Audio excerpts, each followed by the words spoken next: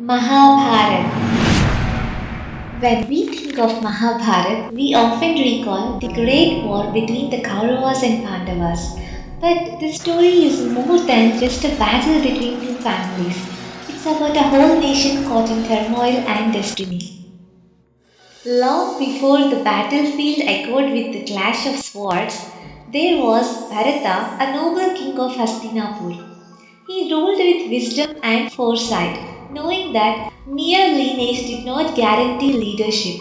This belief set a precedent in Bharata's legacy. Leadership was earned through merit, not birthright. This legacy would shape the destiny of future generations.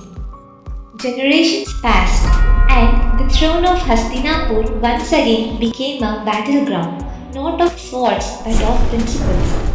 A noble patriarch took a solemn oath to never ascend the throne himself, paving the way for the next in line. Why did he make this vow? What made him do? For that, we need to dive into the story. Let's start with the story of the king Shantanu. The king Shantanu, in his past life known as Mahabhishak, after living a long life on earth, he entered Devaloka. In the celestial court of Indra, where gods and goddesses convened, a young and curious Mahabhishak found himself entranced by the beauty of goddess Ganga. In the opulent halls of Indra's court, where the air was thick with the fragrance of celestial flowers, goddess Ganga made her graceful entrance. Her presence commanded attention, but it was Mahabhishak, new to the realm of Devaloka, who couldn't tear his eyes away from her radiant form. In a moment of carelessness, Ganga's attire slipped, revealing her divine beauty. While others averted their gaze out of respect, Mahabhishak remained captivated by her allure, unaware of the impropriety. Mahabhishak's gaze lingered on Ganga, enchanted by her ethereal grace. Unbeknownst to him, Indra, the king of gods, observed the scene with growing dismay. He saw not just Mahabhishak's innocent curiosity, but also Ganga's surprising response to the attention. Indra's voice boomed through the hall, breaking the silence.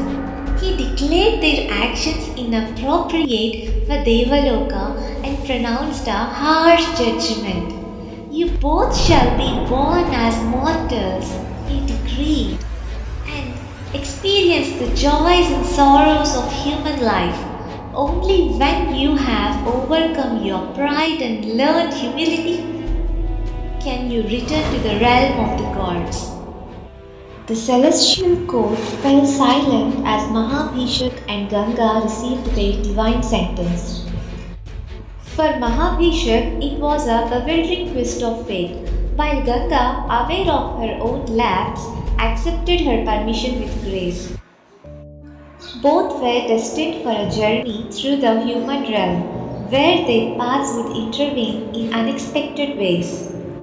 Fate had woven their destinies together, yet Shantanu remained oblivious to his past, while Ganga, burdened with memories, sought to draw him near. In the next episode, the story unfolds with the birth of Shantanu and Ganga's son, a child destined for greatness.